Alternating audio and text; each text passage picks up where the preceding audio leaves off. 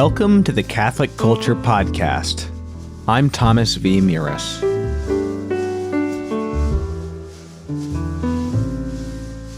This podcast is an offering to the Holy Family and, less importantly, a production of CatholicCulture.org.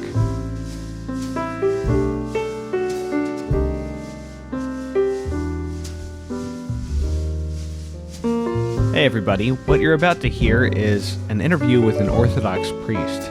Because the interview is about music, I didn't expect that the differences between Catholicism and Orthodoxy would come up in the conversation, but it turns out that they did a little bit more than I expected, particularly the Orthodox view on the duration of marriage and on second marriages. It's not the Catholic view, but nonetheless, I think amidst all the conversation about music and lyrics, you will find it interesting to get an insight into the differences between how we and our Orthodox brethren think about the topic. When I was a metalhead in high school, there was this odd phenomenon that I was aware of guys from metal bands becoming Orthodox. There was a doom metal band called Sleep, where the guy ended up becoming an Orthodox monk and starting this zine called Death to the World. There's also this guy, Trey Spruance, who used to play guitar in an avant-garde metal band called Mr. Bungle in the 90s, who ended up becoming Orthodox, and now he makes this sort of like esoteric mix of Ennio Morricone and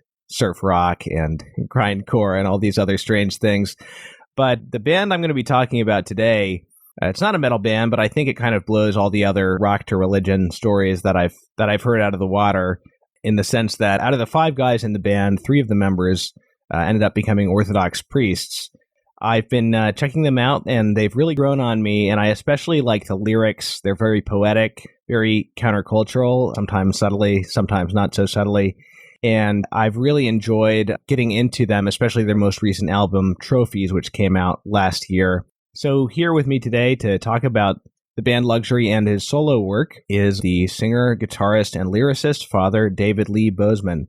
Welcome to the show, Father David. Thank you for having me. I appreciate it.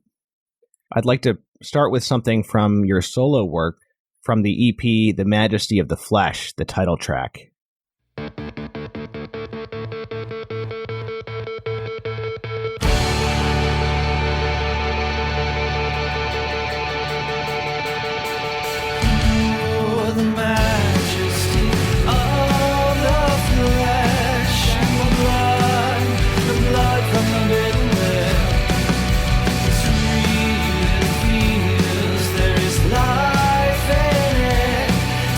Chance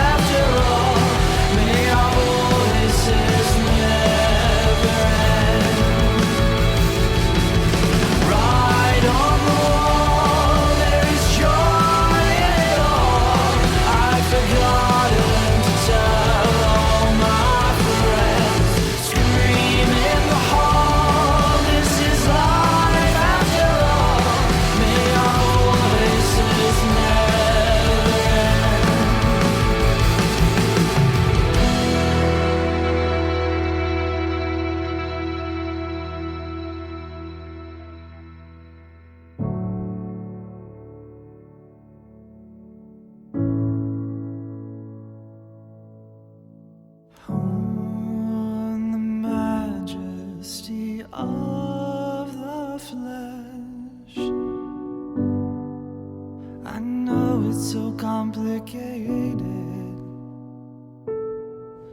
It's a night we made a glorious mess. Who can save us from this body of death? Who can save us from this body of death?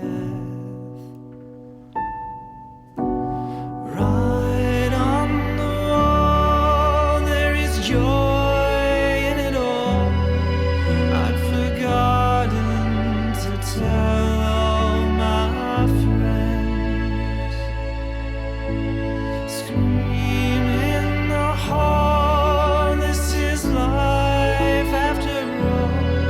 May our voices never end. May our voices never end. May our voices never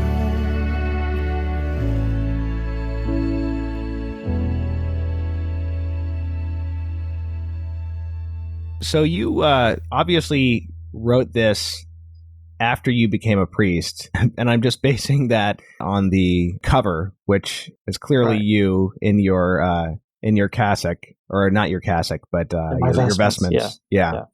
It's kind of an interesting place to start. It's a very affirmative song. You know, some of your work is more on the melancholy side, I would say.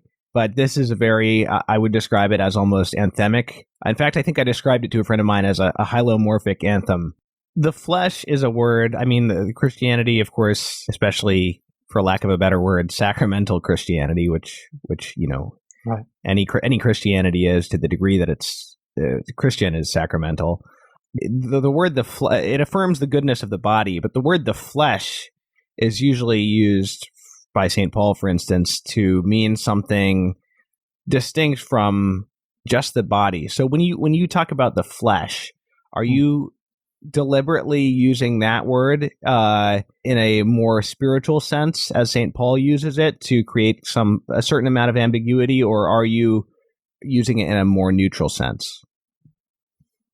Obviously, it's a complicated word. If you go back to the original Greek, what does this mean? Is it body? Is it flesh? Is it sin nature? All these different sort of words that go along with it. Our English language sort of complicates all that because, especially in translation, you sort of get lost in all of that. I think what I would say the motivation for that particular word, first of all, it is provocative. That's obvious. But there is, at least within sort of Western Christianity, this tendency to want to escape the body, the flesh, and live in sort of a spiritual manner, right? I guess that's part of also Eastern religions as well. But within Orthodoxy in particular, and maybe this exists in other places, but certainly within Orthodoxy, the struggle is not against the flesh, but it's to save the flesh, the body, the reality of a human being. And so I think that particular song, as you said, it's kind of anthemic. It was actually written as a reaction. I was reading an article by a man named Father Alexander Schmemann, who was well known in Orthodox circles in the 20th century. And he was explaining our Lenten struggle, which during Lent we do all these sort of ascetic disciplines with fasting and prostrations and these kind of things. And the attitude is not that we are trying to destroy ourselves or harm ourselves, but it's to actually bring ourselves into obedience, right? To manifest some sort of self-control. And so that was all sort of rattling around in my head. And then at the same time, trying to be provocative, which I like to do, and push this idea. A lot of that EP really centers around sort of sensual pleasure and that kind of thing. And is there a place for it in Christian thought? And how do we do that? How do we manifest that in an appropriate way? Well, it seems like in this song, in the lyrics, there's a movement. You start out with almost just kind of like the raw experience of the flesh in a very visceral way. You know, the blood from the bitten lip is the first example you give of the majesty of the flesh. Breaking glass, I'm sure must be some kind of metaphorical significance to that isn't immediately obvious to me. But that's it for me okay. either. A lot of this, it is there's some stream of consciousness sort of things, imagery that just sort of springs up, but it's not that calculated all the time. I was going to say also that it's not that there's no ambiguity earlier in the song, because you start out with, blood involving injury, even of a minor kind, at the very beginning. So the experience of the majesty of the flesh is immediately involved in like the wounding of the flesh. And then you have in the third verse, dying a little death, that breaking your heart, holding your breath. Obviously, the little death that has a number of potential meanings, but in a Christian context, it clearly takes on its own special meaning as well. I guess even prior to that more obvious, that acknowledgement of the kind of like the compromised position of the body currently, we can put it that way, is made in the final verse, but there's already, I guess, hints of that if you kind of read it backwards into the earlier verses. Yeah, I would say, I would say that our experience of the body is complicated from, just because of the complication of death, the reality of death. In from the moment we're born, we're, hurtling toward that, or even conceived, I should say. And so even, all pleasure of the body, food, drink, sexuality, exercise, everything is always tainted by this reality. And so, again, from the radical Christian notion is the salvation of the body. It's not the escape from the body, but the restoration of it. It's the joining of the body to the divine, so that the body begins to take on the properties of divinity. In Orthodoxy, this is called theosis. And so the way we go about that, of course, is trying to bring our pleasures, our feasting, our sexual experiences, trying to bring that all in line with the commandments of Christ. I think it's a different way of looking at, people hate their bodies pretty much in the modern world, if you're exposed to any sort of social media or anything like that. Right. It's a glorification of flesh without any relation to Christ, or it's, they despise themselves. And unfortunately, it's also found in theology oftentimes about, the sort of dualistic nature of reality, where we'll just leave the material world for some sort of spiritual reality.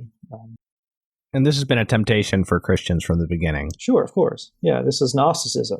This is first century stuff, I grew up in the Protestant church, and, I listen to some of those hymns of the Protestant church, and it's all about, on that day I'll fly away, and, I'll be on the other shore and leave this old world behind, and that kind of language, which is very foreign to actual Christianity when you actually look at it.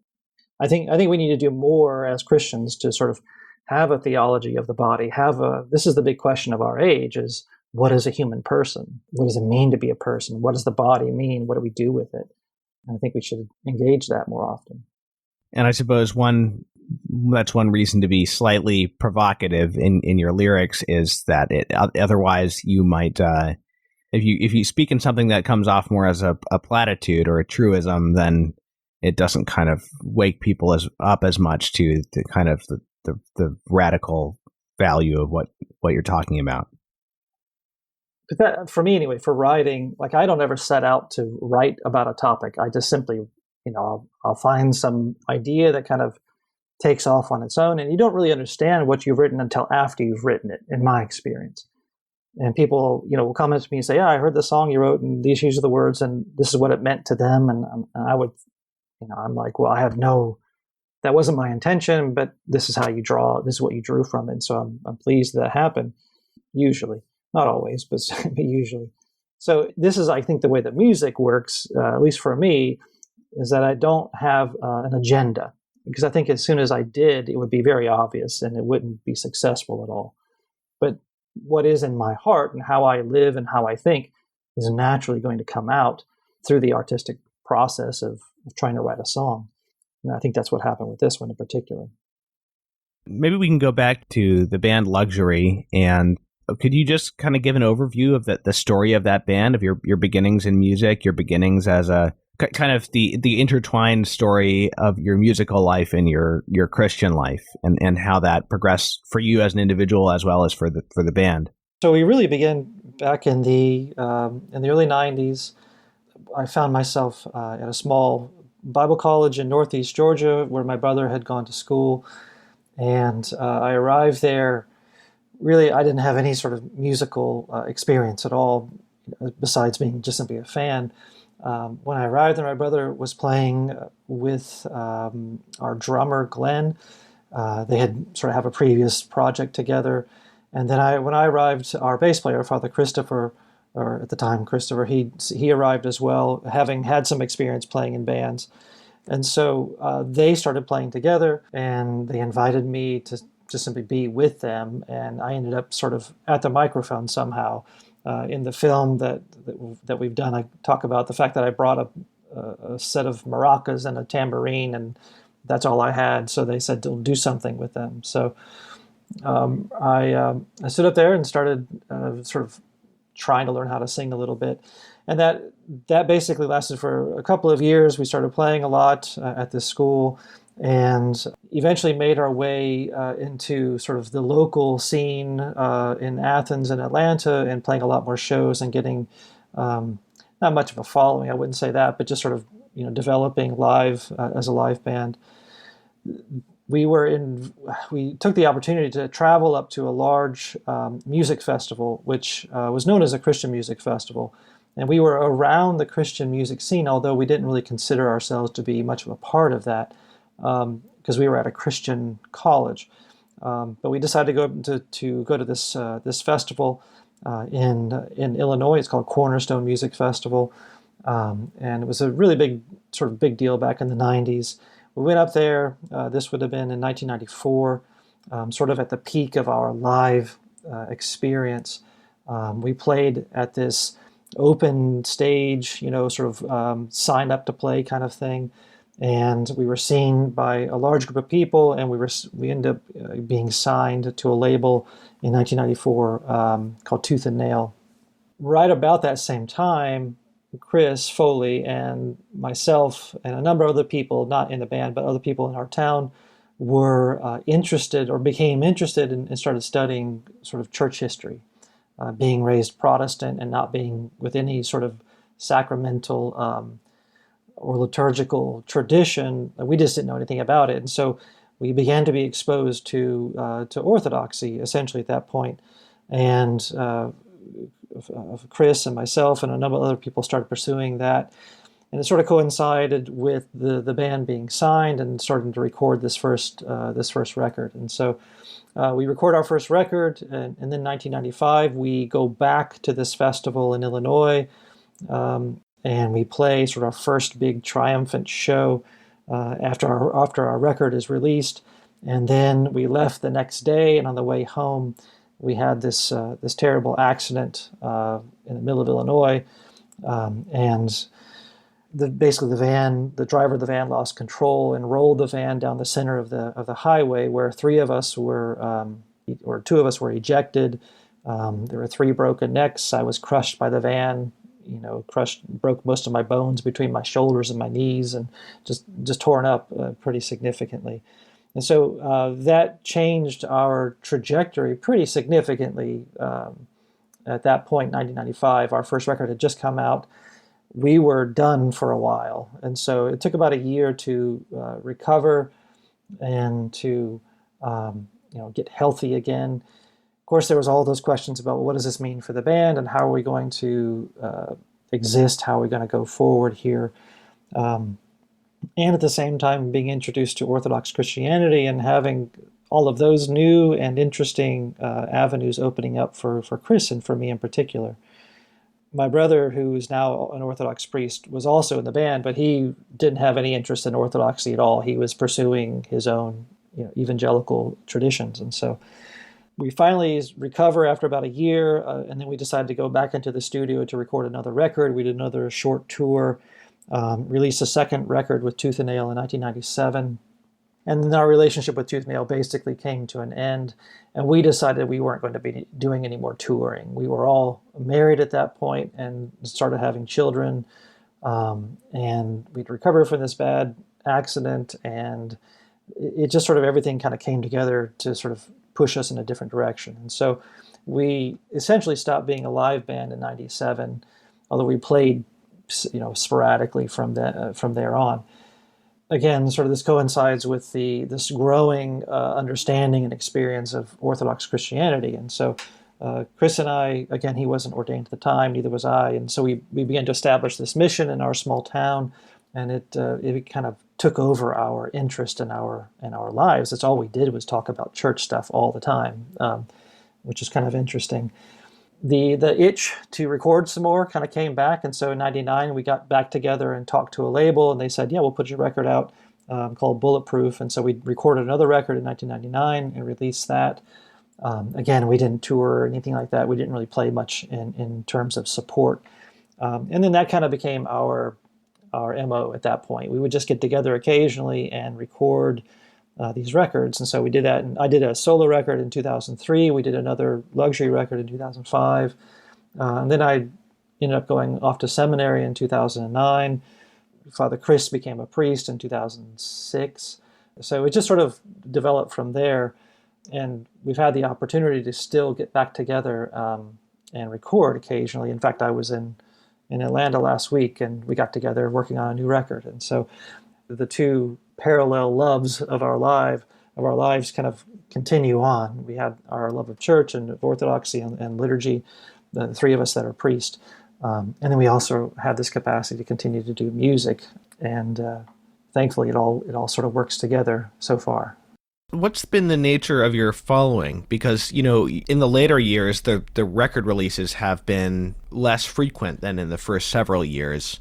And yet with the 2019 release of Trophies, you had quite a lot of media coverage, maybe partially connected with the film, but you were covered on NPR once or maybe even twice, I think, for example. Yeah. So what would have been, at what point did you have enough of a following that, it made something like NPR want to pick you guys up and cover you? Well, I think when you're around as long as we have been, the people that were fans of ours early on, they've all grown into these positions, of influence and power and different things. And so we did the initial hard work of touring and releasing records and being a live band before the internet.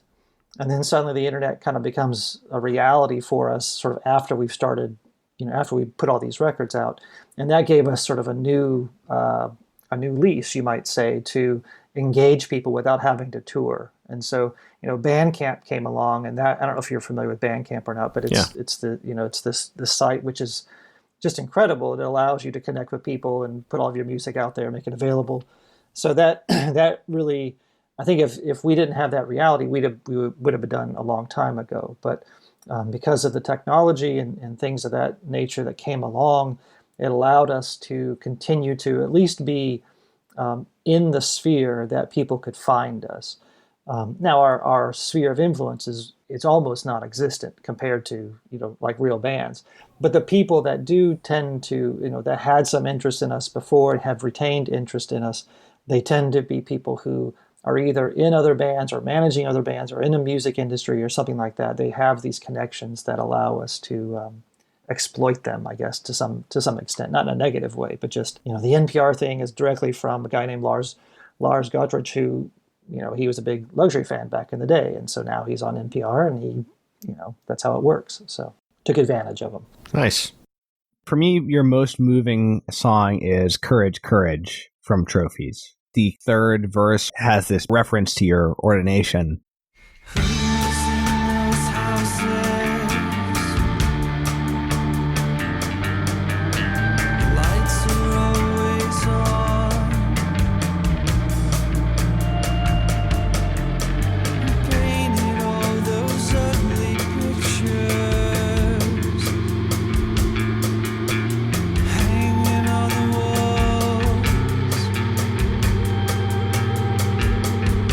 It says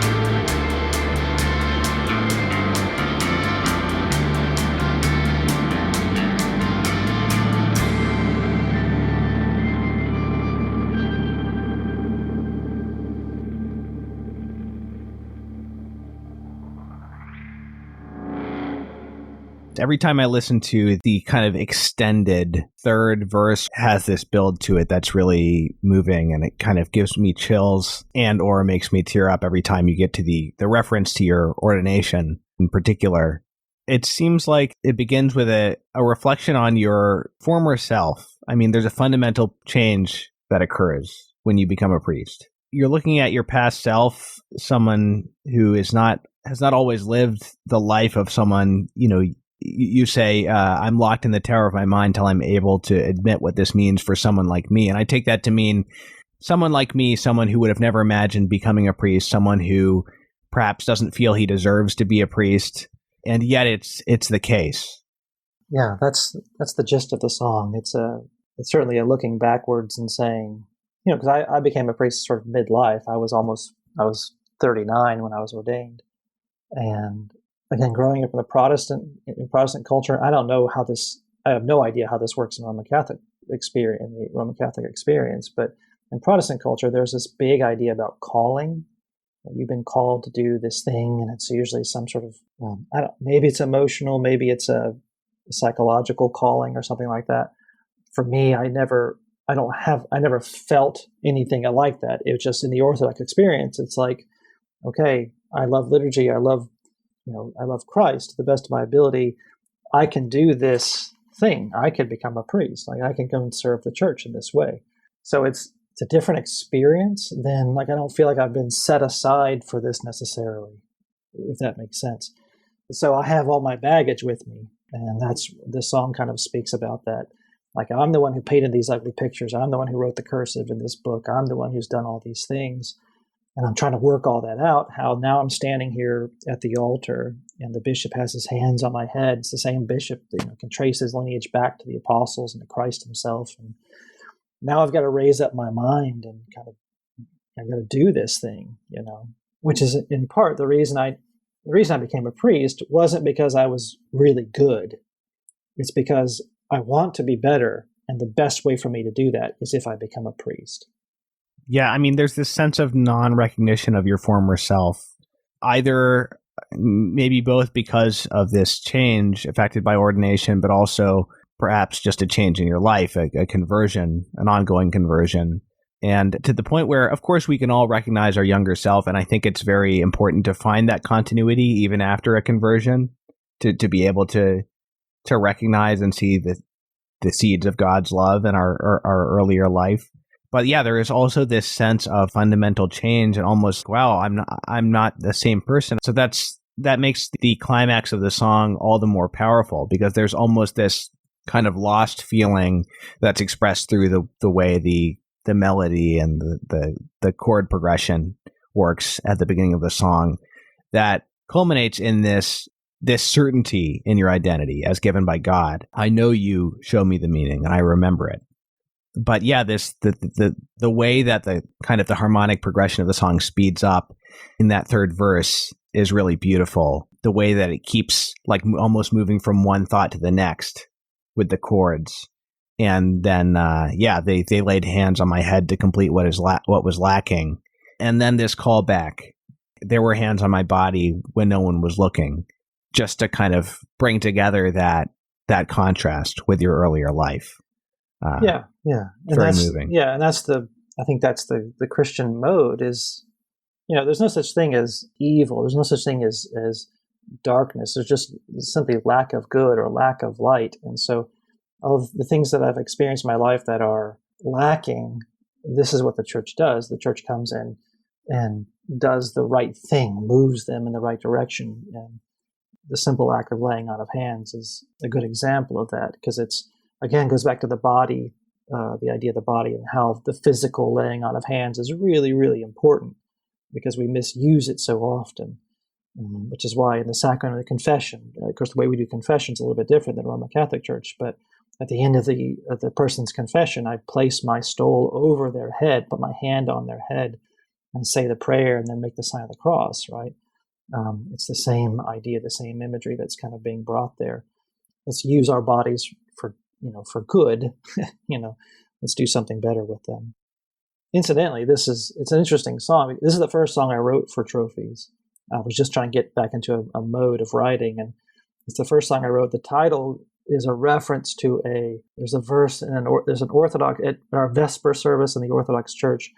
We have different tones each week. And this is in the first tone. It's at the end of one of the verses of one of our, it doesn't matter what it is, but the line is, "Courage, courage, O people of God." And it sort of speaks about sort of, how to live courageously, how to live boldly as people of God. And so that's the goal, ultimately that's the goal.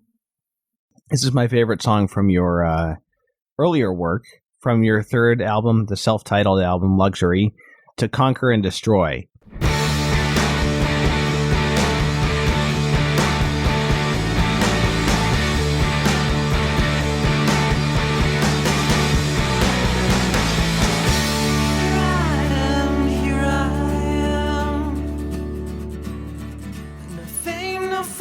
Only permanent. No fame is less to be loved and fortune to live on the family land. Look at these hands, look at these hands.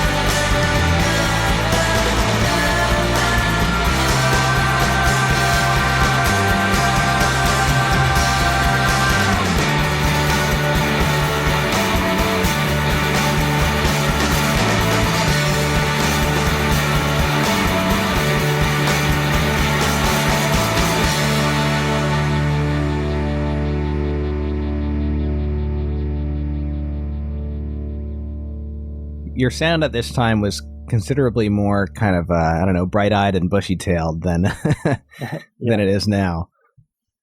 Maybe a little bit.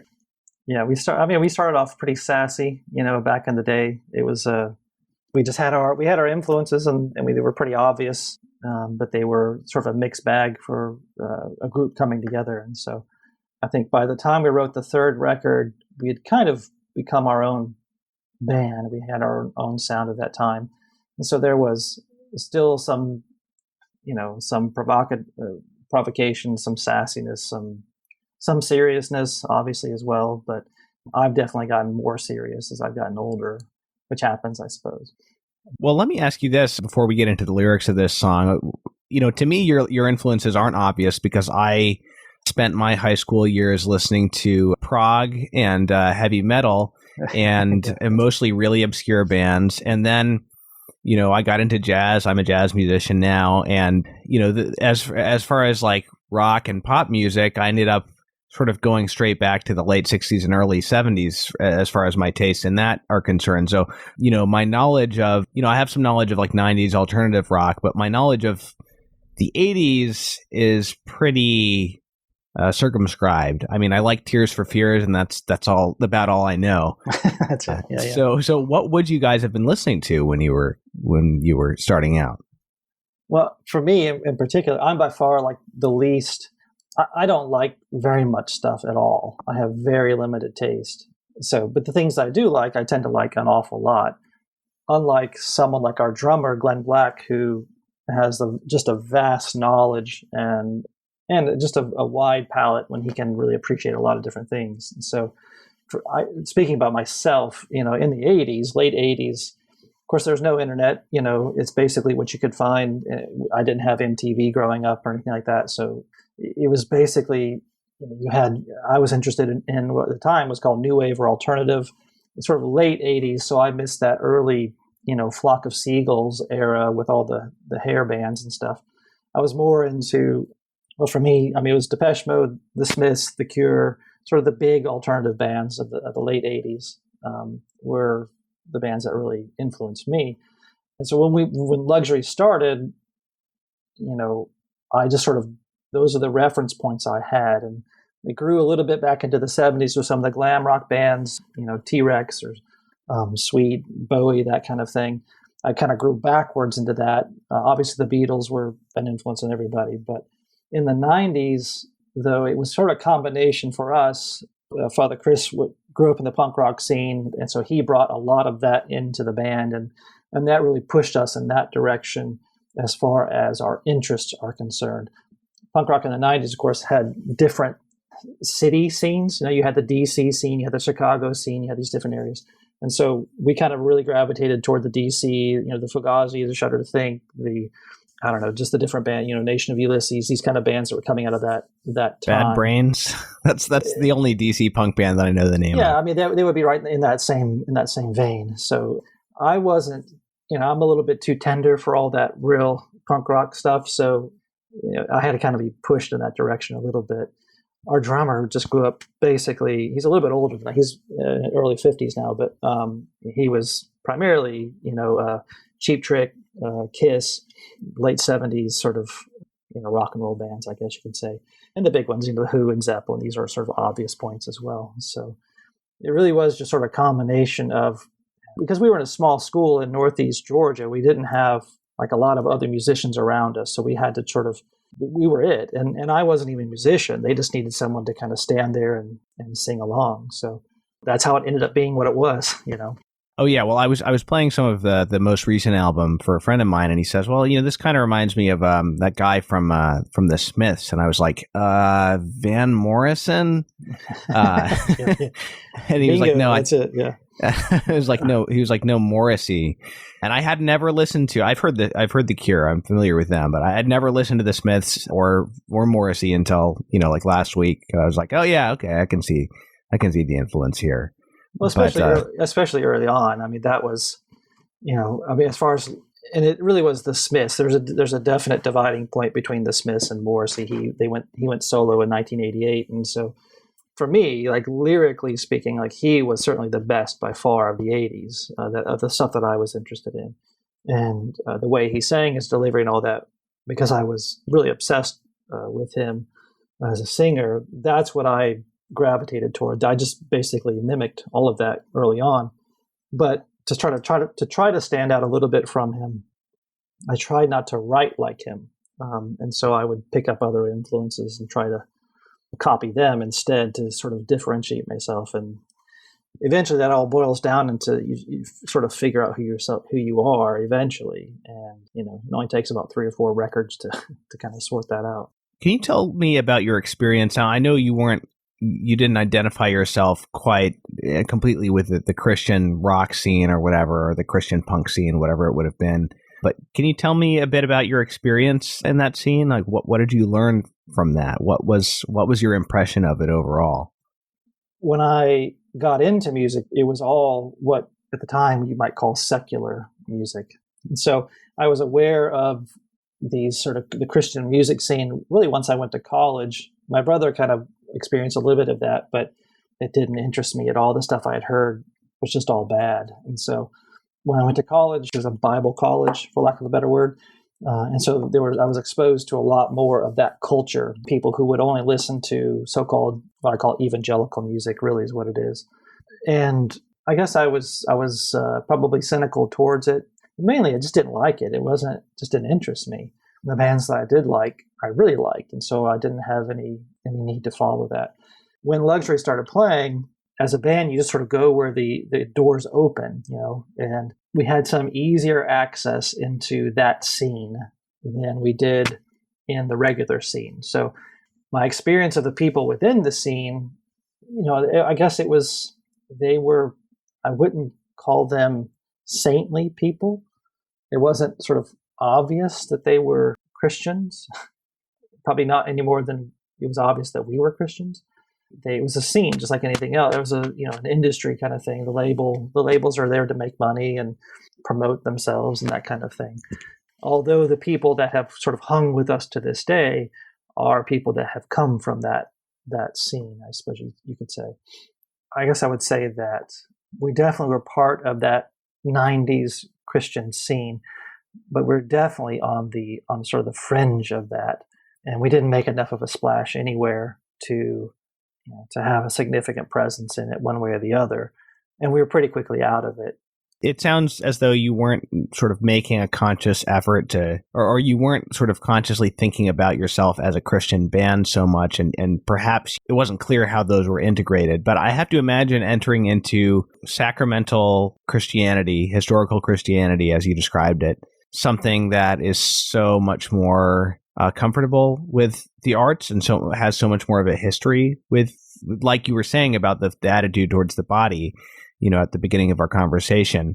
I would assume that it would have an effect on how you saw things as a musician to some extent. I mean, with Catholicism too, there's a very rich aesthetic aspect to it. I would think that there's a lot more similarity between, the Catholic and the Orthodox view of what it would mean to be an artist and a Christian than there might be for a Protestant. I think when I was becoming Orthodox, I guess the Orthodox world was so very foreign. I mean, it was, within Protestantism, there was this attempt to bring sort of modern culture into the Christian experience, right? But within Orthodoxy, like none of that was there. There was it just wasn't there. You don't have people, suddenly you're not doing sort of puppet liturgies and things like that. It's the same liturgy that St. John Chrysostom wrote in the 4th century. The language is the same, the rubrics are the same vestments, the same incense. So it was so very different than any Christian experience that I had. It was also, there was never, for me anyway, there was never any question about, it didn't seem foreign to me. It was unknown to me, but it didn't seem foreign to me. And so the influence that it had, usually I think what happens within a lot of so-called Christian cultures is the world will influence the Christianity of it, right? It'll change the way they worship, the way they build their buildings and all that. For me, it was the exact opposite. Like I began to bring in liturgical language. I began to quote things from the liturgy. I began in my writing. Even though I didn't change the style of writing or anything, as far as the rock and roll aspect of it, I didn't suddenly start doing chant or something like that. And I wasn't singing about, the uncreated light or saints of the 4th century. I wasn't doing any of that either. That would be kind of silly for me to do. But there's a sort of a mindset, a way of looking at the world, which certainly came into my writing. And there was never any temptation to try to sort of bring any rock and roll into Orthodoxy. Like that just is unthinkable to us, They can exist totally in parallel with each other and can complement each other, I think. So the authenticity that I've used in my writing, I try to bring that into my priesthood and try to be authentic in both areas. And they don't have to necessarily mingle, which is, I think, is what we find in a lot of other Christian experiences. Right. Yeah, that makes sense. And it resonates, with the historical, the Catholic experience as well. If you think about going back before, say, Vatican II, let's say, the experience of Oscar Wilde and his attraction to the Catholic liturgy and almost on an aesthetic level, not purely that, but and the way that influenced so much art, even going into the modern era when not everybody was Catholic anymore in the West. We definitely have that. We had that more in the past. I think before there was an attempt to make the liturgy more palatable to Protestants in the 60s.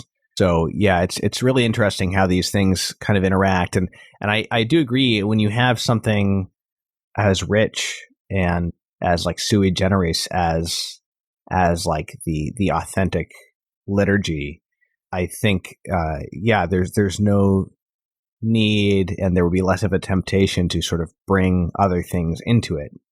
Not that hasn't happened historically, because various popes had to make rules about you can't use this secular style in the mass or whatever. But for the most part, I mean, it's just recognize that it's a part of your life, but it also is this heightened experience that doesn't need to be sort of equated with everything else. Yeah, I think that the experience of liturgical life, for those of us that are in sacramental worship, like, it should inform everything that we do. Like, we shouldn't live in some sort of compartmentalized way where, okay, it's Sunday, it's time to go do some liturgy, or something like that. At least in the Orthodox experience, it's the sacraments they're not just simply limited to these, 7 or whatever individual experiences. Those are sacramental, but every moment becomes liturgical. Every moment becomes sacramental if you have that vision for life. And so even when I sit to write a song, like, it's always going to be influenced by that. And as a priest, certainly I have to be more aware of that now than I was 20 years ago when I wasn't a priest, and I could be more provocative and all of that. But the influence is still the same, and it still flows, I think, one way primarily. You know what? Let's do the War on Women. In your annotations, you make it clear this is a song about the crisis of pornography in our culture, and having been introduced to that at a young age. And it's a very, very poignant song, because I've had the exact same experience, and am still kind of like putting the pieces back together in many respects.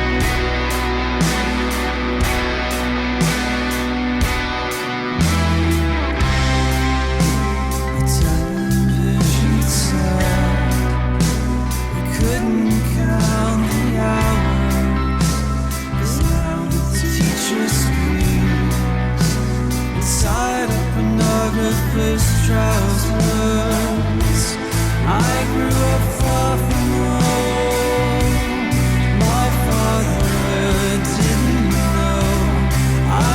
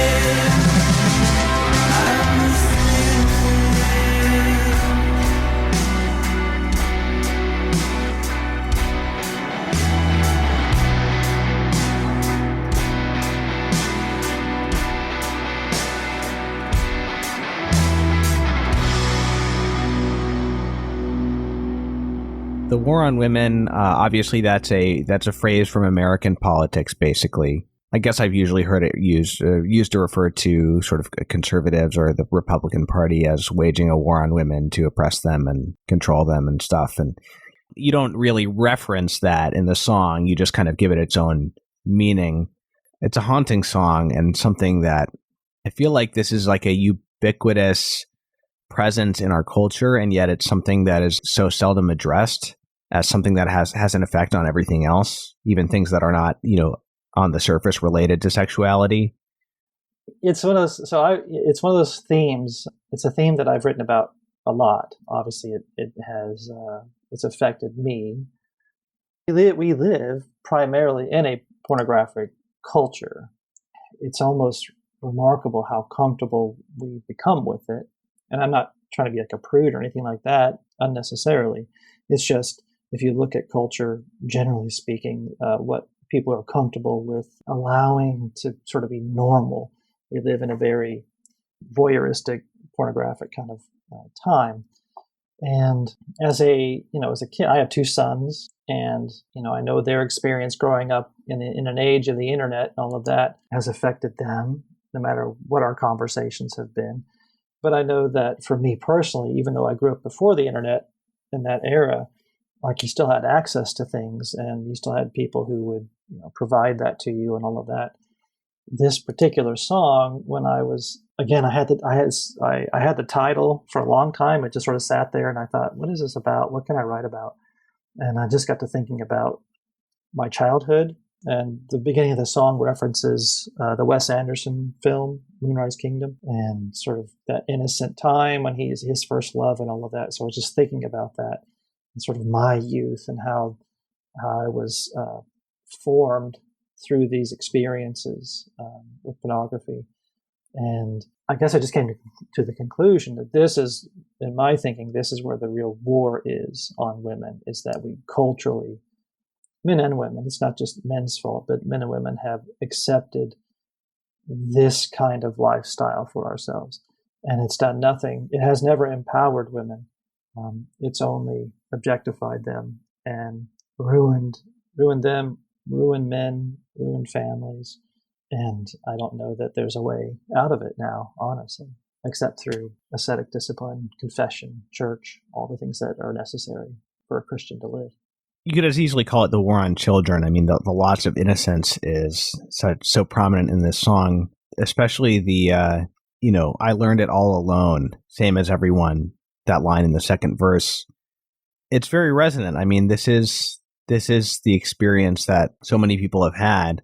Of course, nowadays it's so almost mainstream and accepted that maybe it's not it could seem like less of a lonely thing, but it is still fundamentally a lonely and isolating experience. Yeah, it does kind of like set you apart. Even if all of your friends are doing the same thing and you know it and nobody has a problem with it, it does set you apart. It does isolate you from other people, men and women. Yeah. Well, I think we know fundamentally, that it's not the right way. There is something more to experiencing sexuality, and it's never, in its fullness, it's never best alone, you might say, which is why the church blesses marriage. I mean, in the Orthodox Church, we don't bless we only bless either marriage or monasticism. And those things are primarily done in community. And so our sexuality is understood in the same way, that it's done in communion with another person. And this is the thing that pornography has stolen from us, is that fundamental human experience of community within sexuality that two people should experience. Well, let me ask about your interest in literature, since you brought it up. You're obviously a big fan of poetry. There's a lot of references to poets. Obviously, you mentioned the Beats maybe not being so much in your sympathy there, but the first track on this album is Allen Ginsberg reading Hell. You have references to T.S. Eliot as well. I think you said somewhere he was your favorite poet. What do you feel the relationship between, lyrics and poetry are not always quite the same thing in a day when most poems are not meant to be sung. So what's the relationship between the two for you, like your reading of poetry and your writing of lyrics? Well, they are similar enough. It's about sort of compression. And I think the best poems, I think the best books, they tend to be compressed. And so, again, just like music, like I don't love poetry. I love certain poets and I love certain poems, but the vast majority of it doesn't interest me.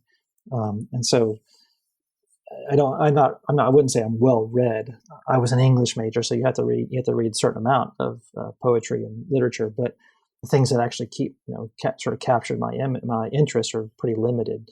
T.S. Eliot is sort of, I think he is by far the person I find most interesting, and primarily because what a poet does is they are able to take a survey of the world, culture and religion and music and art and food and all the different things. They're able to take a survey of all of these things and then present them back. They're kind of able to assemble them together and to give us, even in a snapshot, like that experience, right? And so like what Eliot did so masterfully with, his greatest poem, of course, is The Wasteland. 1918, everything's the whole world is falling apart. He's having a mental breakdown. And at the end of that poem, he talks about fragments. And he says, these fragments I have shored against my ruin. And what he's saying by that is he's taken all of these things, his references to Shakespeare and to all the Indian references there, all the biblical references, Switzerland and tobogganing and all these different things. He's pulling them all together and he's assembling some sort of matrix that keeps him from falling into ruin, into despair. And I think that that's sort of what the best poems do. I think that they are able to kind of capture something that we need to bolster us, to give us some experience of something true and beautiful. And so when I write songs, again, this isn't like a conscious effort. You're not trying to sit there and think, okay, I need to bolster people's, whatever. But you're writing from that experience, and you're taking these different fragments of your life and you're kind of constructing something that has some sense to it, that has authentic experience. And I'm certainly no T.S. Eliot, but I try to make as many references to things as possible so that suddenly, if I use a Wes Anderson film reference, then I've just sort of injected my song with a whole lot more meaning than it would have had if I didn't have that reference. And that's what Eliot did so well, was that he would just sort of inject his poem with so many different sort of moments of cultural experiences, and that if you want to take the time, you could really just sort of, spend a lifetime exploring all of those things. I think that's what poetry does. It gives us that experience of something in a very compacted way. You do something similar in your song for the new album, Museums in Decline, but in this case with paintings rather than poems. So let's hear that one.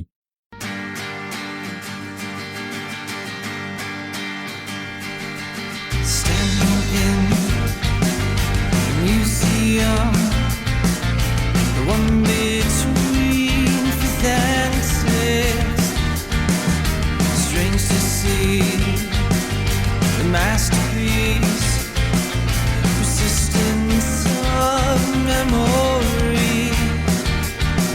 There's really nothing there at all, at all. There's really nothing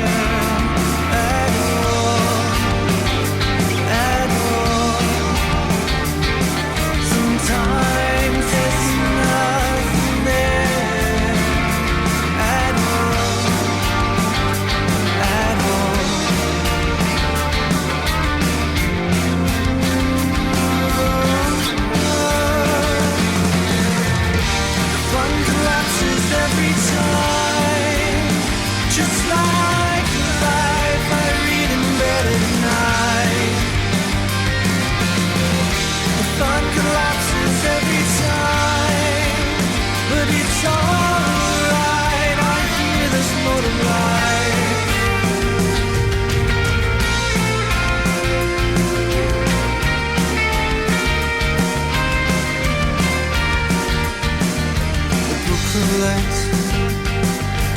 Thought I'd write how long we can last you.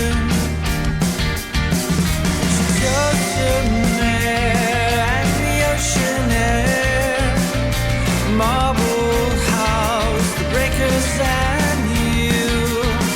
The words are there, then they were not there at all, at all. The words were there, then they were not there at all, at all.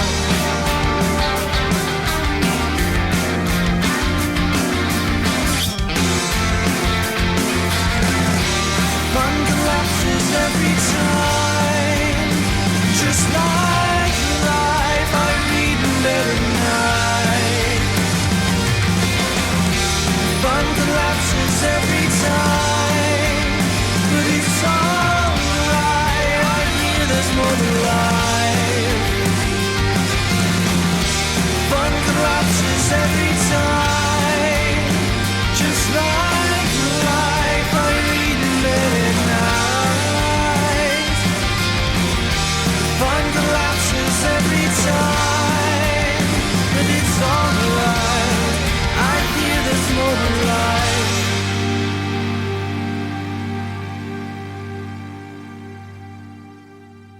I got a kick out of this partially because of the references to, obviously you spent some time in New York City. When you talk about in the first verse the persistence of memory being in the museum between 5th and 6th, I know what museum you're talking about. You're talking about MoMA. And so that was kind of fun. I lived in Yonkers briefly. That's where I went to seminary. Was in Yonkers, St. Vlad's, in right? St. Vlad's, yeah. And so we would go into the city all the time. And when I first saw Dali's Persistence of Memory, it's just sort of like hanging on the this wall right next to the corner, like around the doorway. And I thought, and it's only like 10 inches tall. I mean, it's very, very small. This is the one with the watches and Yeah, clocks the for melting people clocks who and all don't know that. the And name. it's like it was so surprising how insignificant it was in that collection. But anyway. Did you feel that there actually was nothing there in the painting, or are you more talking about its size? Yes, I guess. I mean, it's surrealism. So Right, how right. significant can surrealism actually be? Right. Sometimes it tickles your eye. But, I like it. Yeah, it's not that I don't like it. It's just like, okay, well, what do I do with that? Right. Same with the guy with the pear for the head. Whoever did that, I forget. Right. But this whole song, Museums in Decline, is sort of about that experience. How we're after meaning and authenticity, but it's too often sort of packaged in entertainment.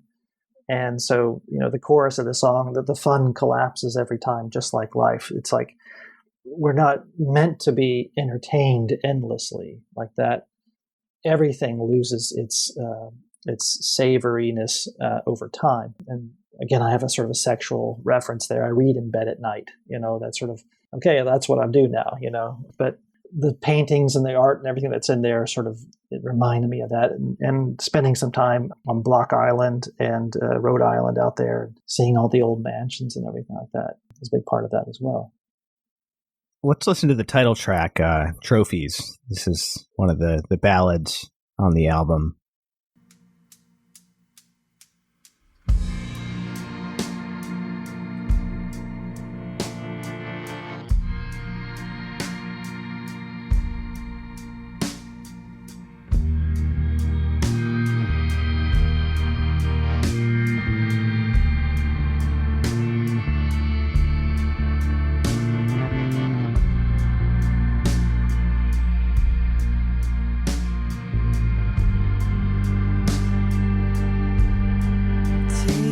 Your time when you figure it out.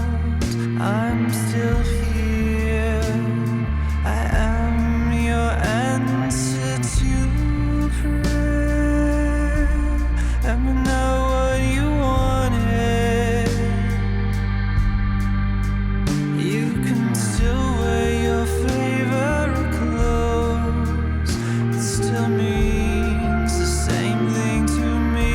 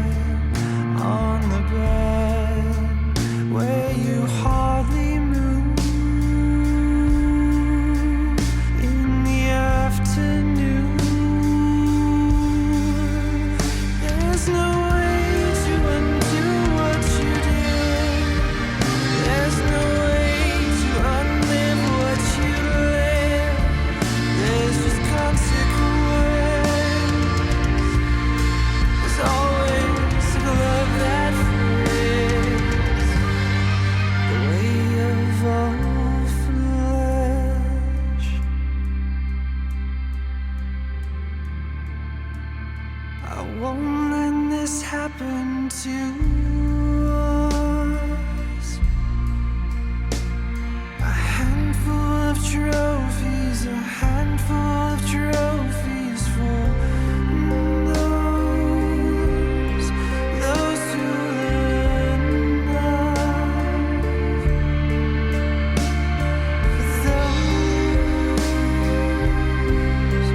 Those who learn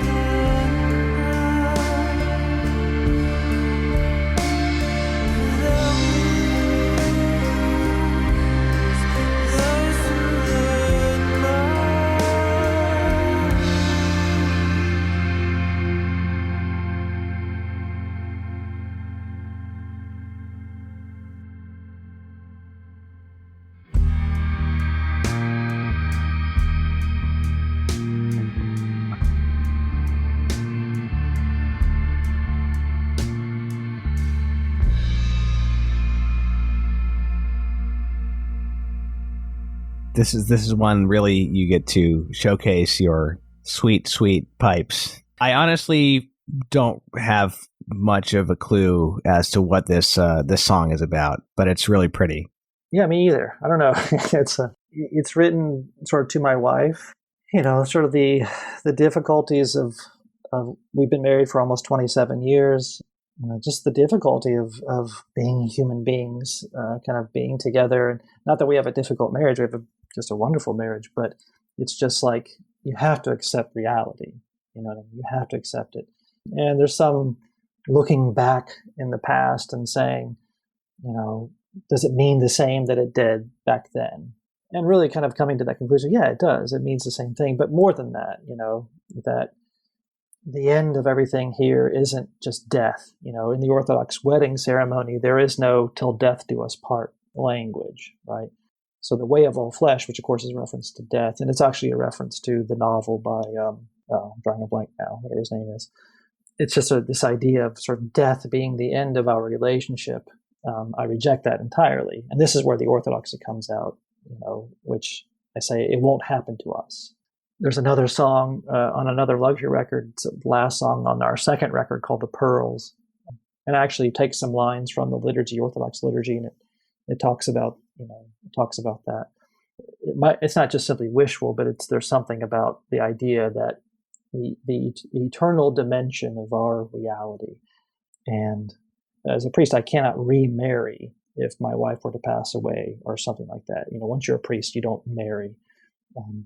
If you are married, you can become a priest in the Orthodox tradition, but you can't marry after that. And so with us, there's this eternal dimension to it. So are you saying the Orthodox believe that marriage persists after death, or is it more just that the relationship will not be ended after death? There's no dogma there, but our theology, it makes sense. You know, obviously we allow for second marriages in the Orthodox Church, but the idea is that that's a concession to our weakness. The ideal image is that a man commits himself to a woman eternally. And it doesn't look the same in the age to come, you know, that it looks like now. It's a different kind of reality. And Christ speaks about that himself. But I think it's a proper way of looking at the sacrament, right? The idea that this is not just simply about these two people, but this is an image of Christ and his bride, the church. And that is an eternal dimension. But again, So you're not taking a position here on whether it is as marriage per se that the relationship persists, or whether it's just more of a spiritual thing. No, yeah, I guess I wouldn't be taking a position on that. I mean, the Orthodox we don't have a dogma about that, but it's bound up in the liturgical experience. If you go to an Orthodox wedding, you know, it's a first marriage. It's all very triumphant and it's blessings, and it's beauty and all these things. This second wedding ceremony is much more penitential, meaning that it's you know, because of the weakness of our flesh, you know, we couldn't live this out eternally, and you know, that kind of thing. It's not like sad or anything like that. It's still beautiful and lovely, and you still get, you know, all the things that go with it. But the language is just slightly different, and so because it's an icon. I mean, marriage is an icon. It's not just a contractual agreement between two people until they die. It's an icon of Christ and his church. So the church only blesses marriage and monasticism, which is also an icon of Christ in his church. And so it's just a different kind of way of looking at it. And that's something that I've always approached my marriage is it is eternal. It has an eternal dimension to it, that I will never be married to anyone else. Like that is settled, right? And I made it settled, especially now that I'm a priest. And so Right, because that option, once you can only be a married priest if you got married before you were Correct. a priest, right? Correct. Yeah, that's very interesting. And also, actually, the fact of this is kind of another topic, but the fact of being a married priest probably allows you to say some things in your lyrics that you wouldn't be able to say, perhaps, or you might not be appropriate to say if you were a monk or if you were a Roman Catholic priest who's not married. Sure. I mean, it might seem scandalous even to say certain things, Right. I mean, and that should be just sort of, when I hear even an Orthodox monk talking about, marriage or raising children, it always sort of brings a question to my mind, like, okay, you don't have any experience of this. Now, they may have some basic things to offer, but as a married priest, I should be able to talk about sex. I should be able to talk about children and these different things. Like it's appropriate for me to do that. And yeah, I think that, it opens certain doors. It also closes certain doors. There are certain things as a priest I can't talk about, I have to be careful. At one point I didn't care who I scandalized. And now I have to be a little bit more concerned about my language and because I have a community, I have people to take care of. And so. Well, speaking of that, it's kind of interesting to me that some commentators have said this is a queer album. It's kind of funny to me because clearly any references in there, I mean, just based on reading your commentary, you're not really pushing an LGBT point of view. No. Here. I think that well, there was a reference to that, but that was really for our first record back in '94, not our latest record, not Trophies. Yeah, because the very first song on that first record, it's called Pink Revenge, and it's about an individual who does go through this sort of this transition. But if you actually read the lyrics closely, it's not what I tend to do lyrically is that I pose questions as opposed to give answers. And that's sort of been my way of operating more. It's like, well, look at this, and does this make sense to you, kind of thing, as opposed to trying to be, like you said, didactic or, give people some sort of solution. It's just, I want to pose the question. And so in the sense of, I wasn't afraid of talking about, especially in that scene at the time, the mid-90s so-called Christian music scene. I'm talking about sexuality and gender issues and, vanity and these different things. And so, yeah, the way he described it as a queer record, it's more of an outsider record, I think is what he would say, the guy that made that comment. You had a song, your most kind of explicitly countercultural song on one of your EPs, Queer Logic, which you almost, I guess NPR didn't listen to that before they decided to feature you guys, your new album last year. I think you had like 2 features on NPR, and then I was like listening to this song, I was like, how did that happen? But that was, as I understand it, that was kind of like a lament written after the Obergefell, the Supreme Court gay marriage decision.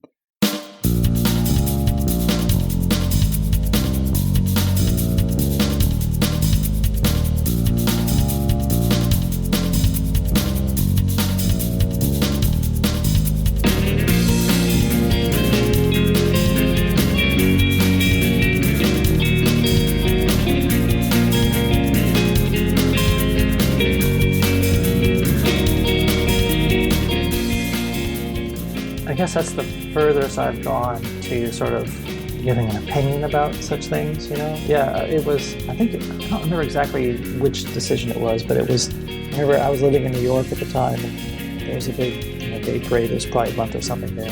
And just sort of reflecting on that experience.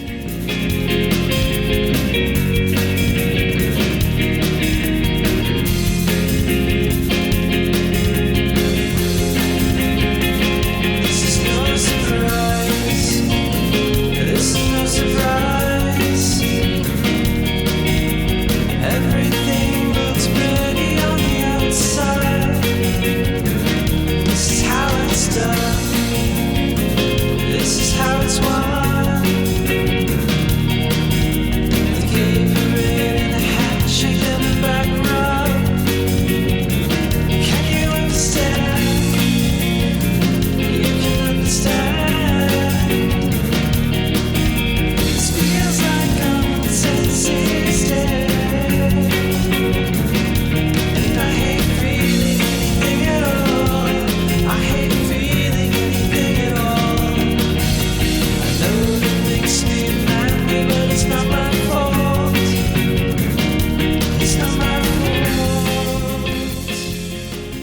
And being a married person, the line that I write is that it means whatever you are, that is what I want to be, which I think would be consistent with the sort of gay marriage sentiment.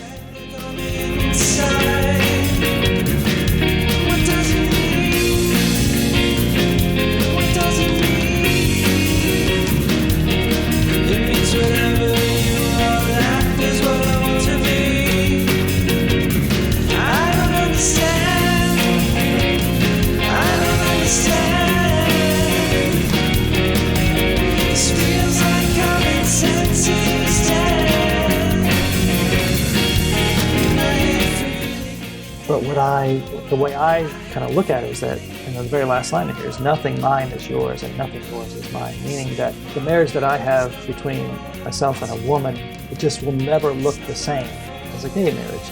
I was trying to kind of talk about my frustration with that.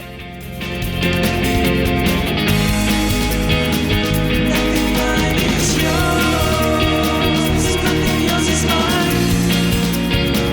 nothing yours is mine.